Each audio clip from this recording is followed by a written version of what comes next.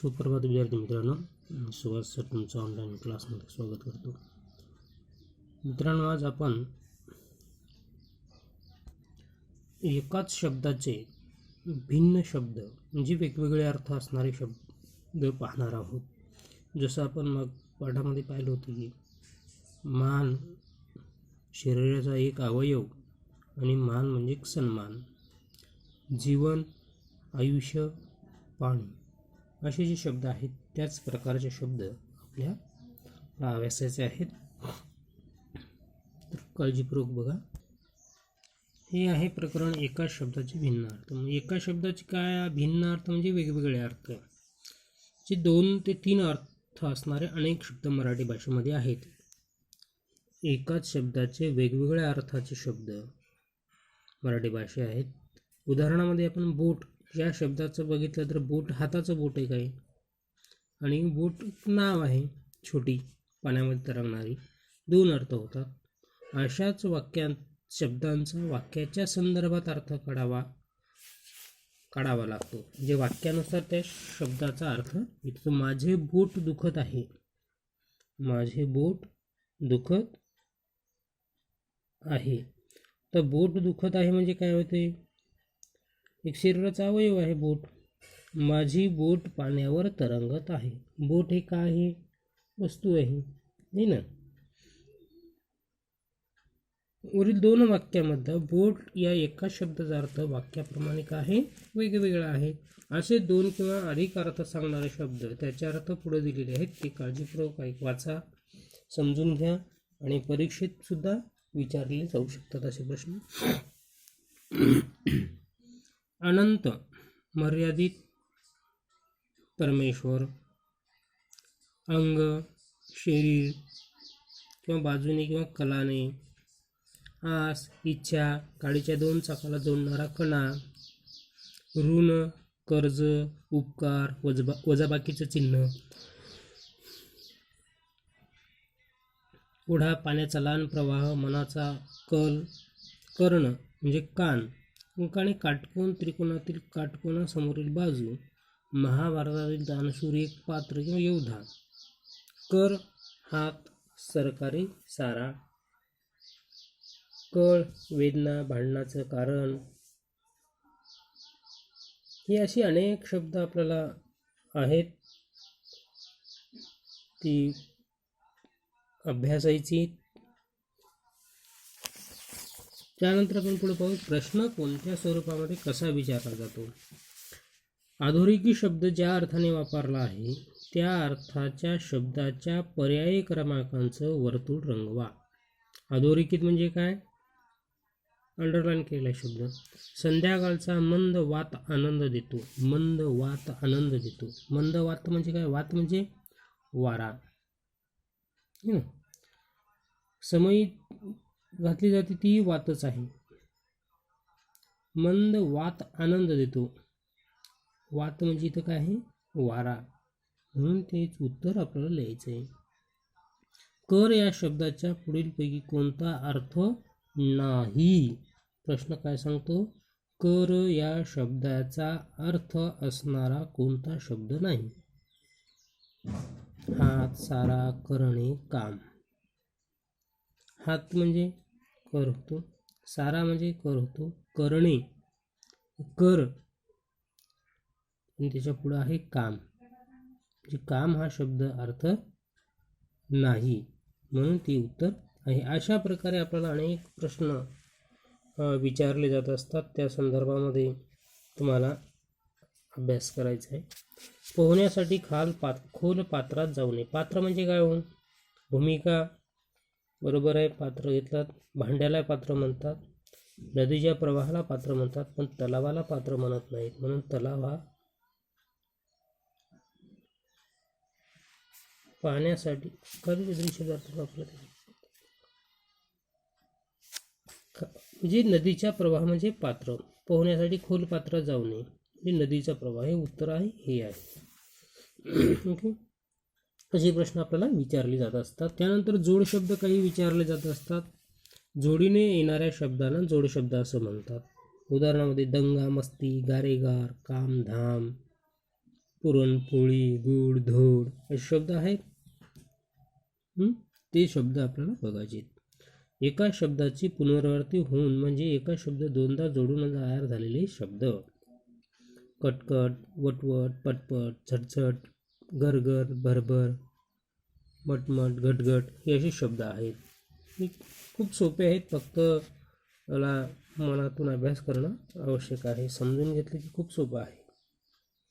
काही वेळा पहिल्या शब्दाच्या अर्थाचा दुसरा शब्द जोडून शब्द तयार होतो. आसपास, कोर्ट कचेरी, राजे महाराजे, मारझोड, मानमरातब, गडदुर्ग हे असे शब्द आहेत. ही आहे प्रश्न. कसे विचारले जातात? पुढील ठळक अक्षरातील प्रत्येक शब्दाला जोडशब्द म्हणून जुळणाऱ्या शब्दाच्या पर्याय क्रमाचा वर्णन. गड, कर आहे का, बाज आहे का, धड आहे का, दुर्ग म्हणजे गड दुर्ग. रोख, उदार, धोक, ठोक, झोंक, रोख ठोक शब्द येतो म्हणून ते उत्तर आहे ना. ठळक अक्षरात दिलेल्या शब्दासाठी जोड शब्द म्हणून जुळणाऱ्या पर्याय क्रमाचा वर्तुळ सांगा. काम, धाम आहे. धंदा, काच, सा. जोड शब्द न जुळणाऱ्या पर्याय क्रमाचं वर्तुळ. न जुळणाऱ्या काम, साम. गड, जड, किल्ले, दुर्ग, कोट. कोट म्हणजे किल्ला, दुर्ग म्हणजे गड, जड हे शब्द जुळत नाही.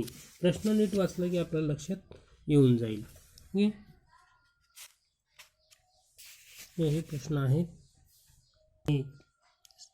दररोजच्या सरावातून, आजच्या अभ्यासातून तुम्हाला खूप सोपं जाईल ते, परंतु त्याला दररोज सराव करणं आवश्यक असतं. दिलेल्या अक्षरांपासून अर्थपूर्ण शब्द तयार करणे. कोणतेही अक्षर एकत्र येऊन अर्थपूर्ण शब्द तयार होत नाही. घशीश्याम, धशीश्याम हा घशीमाम अशा क्रमाने अक्षरे एकत्र येऊन अर्थपूर्ण शब्द तयार होत नाही. परंतु तीच जर मधमाशी अशा क्रमाने जर एकत्र आणली की अक्षर समूह विशिष्ट अर्थ जाणतो, म्हणजे त्या अर्थपूर्ण शब्द अक्षर समूहाला शब्द असं म्हणतात. म्हणजे त्या अक्षरापासून एखादा अर्थपूर्ण शब्द तयार करायचा आपल्याला. या विभागामध्ये शब्दांची उलटसुलट अक्षरे दिली जात असतात. त्या योग्य क्रमानं लिहून ते आपल्याला करायचे असतात. आता पुढील शब्दांपैकी अर्थपूर्ण शब्दांच्या पर्याय क्रमाचं वर्तुळ रंगवायचं. राम, आई, मराई, आरमई, आमराई.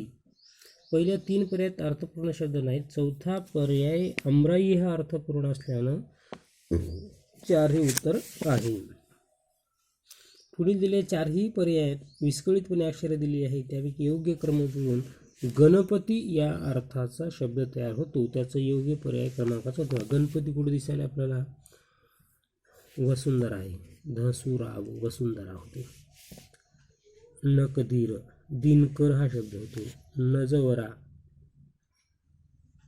हा शब्द. नायविक हे होते विनायक, हा शब्द काय आहे? गणपतीचा समानार्थी. गणपती विनायक असं म्हणतात. हे असे शब्द आपल्याला तयार करायचे असतात. खूप मजेशीर आहे.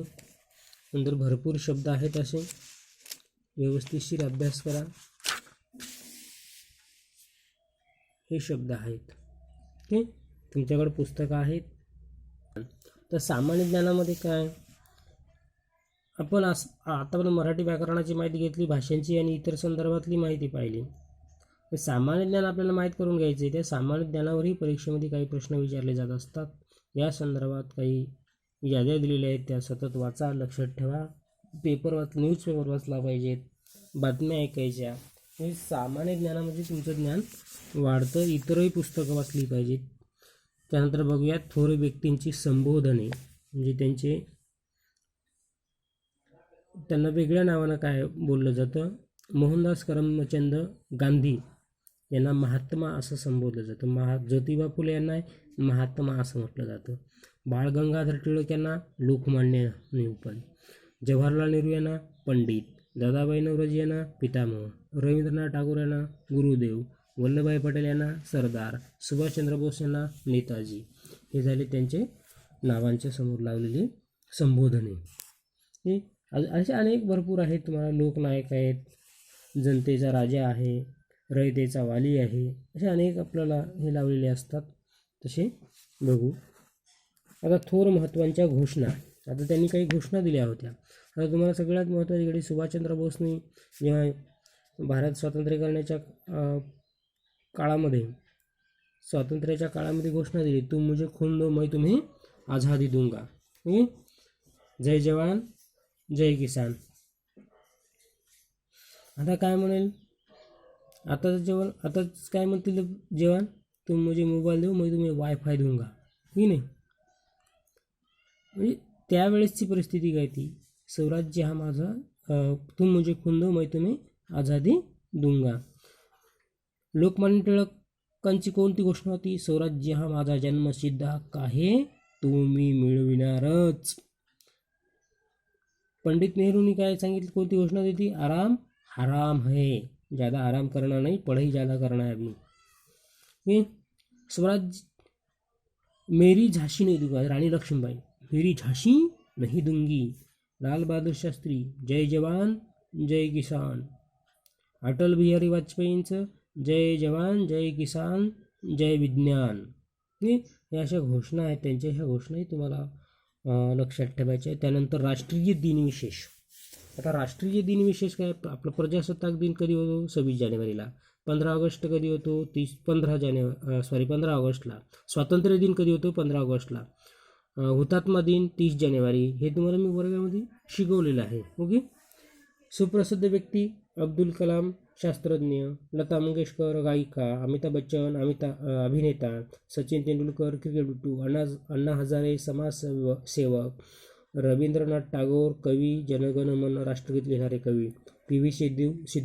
सिंधू ऑलिम्पिक गेम्समध्ये रौप्य पदक मिळणारी पहिली महिला खेळाडू. त्यांनी तुम्हाला दिलं होतं बघा, राष्ट्रीय पक्षी, राष्ट्रीय फूल, राष्ट्रीय ध्वज, राष्ट्रगीत, राष्ट्रीय गीत, या सगळ्या गोष्टीचं तुम्हाला ज्ञान असणं आवश्यक आहे. लेखक आणि त्यांची टोपण नावं, नारायण सुराजी ठोसर, संत रामदेव, कृष्णाजी केशव दामले, केशवसूत, त्र्यंबक बापूजी ठोंबरे, बालकवी, मुरलीधर नारायण गुप्ते, बी. राम गणेश गडकरी, गोविंदाग्रज, प्रल्हाद केशवात्रे, केशवकुमार, विष्णू बाबू शिरवाडकर, कुसुमाग्रज, हे यांची नावं, टोपण नावं. म्हणजे अनेक भरपूर आहेत तशी नावं, ती तुम्हाला तुमच्या इतर याच्यातून, हे फक्त तुम्हाला एक गाईड म्हणून नाही, संदर्भ म्हणून नाही. त्याच्यानंतर इंग्रजी महिने, मराठी महिने पाठ असणं आवश्यक आहे. चैत्र वैशाख ज्येष्ठ आषाढ श्रावण भाद्रपद अश्विन कार्तिक मार्गशीर्ष पौष माघ फाल्गुन. त्याच्या पुढचा भाग, ऋतू आपले 3 आहेत, उन्हाळा पावसाळा हिवाळा, वसंत ऋतू ग्रीष्म, वर्षा शरद हेमंत शिशिर. ह्या सगळ्या गोष्टीची तुम्हाला मराठी महिने आणि त्याच्यात येणारी सण, कोणत्या महिन्यात कोणता सण येतो, या सगळ्या गोष्टी तुम्हाला माहीत असणं आवश्यक आहे. त्यानंतर फळांची नावं, खेळांची नावं, पाळीव पशुपक्षी, जंगली पशुपक्षी, वाहनांची मार्ग. चौथीला असताना दिले होते वाहनांचे मार्ग, सायकल कुठून चलते, विमान कुठून जातो. प्राण्यांची पिल्लं, कुत्र्याच्या पिल्ल्याला काय म्हणतात, पिल्लूज. शेळीच्या पिल्ल्याला काय म्हणतात, करडू. म्हशीच्याला काय म्हणतात, रेडकू. हरणाच्या पिल्ल्याला पाडस. गाईचं वासरू, घोड्यांचं शिंगरू, वाघाचा बछडा, मांजराचं पिल्लू, मेंढीचे कोकरू, सिंहाचा छावा, गाढवाचे शिंगरूच, माणसाचं लेकरू किंवा बाळ, नाती, आईची आई, आजी, आईचा भाऊ मामा, आईची बहीण मावशी, वडिलांची बहीण आत्या, वडिलांचा भाऊ काका, वडिलांचे वडील आजोबा. हे अशी व्यावसायिक काम करणारे लोक.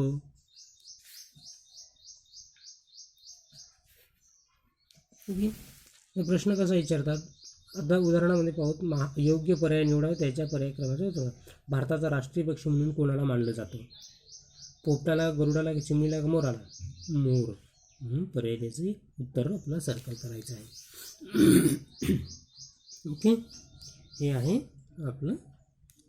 व्यवस्थिशीर घरी अभ्यास करा, दररोज अभ्यास करा, नित्यनेमानं अभ्यास करा. लक्षात ठेवा,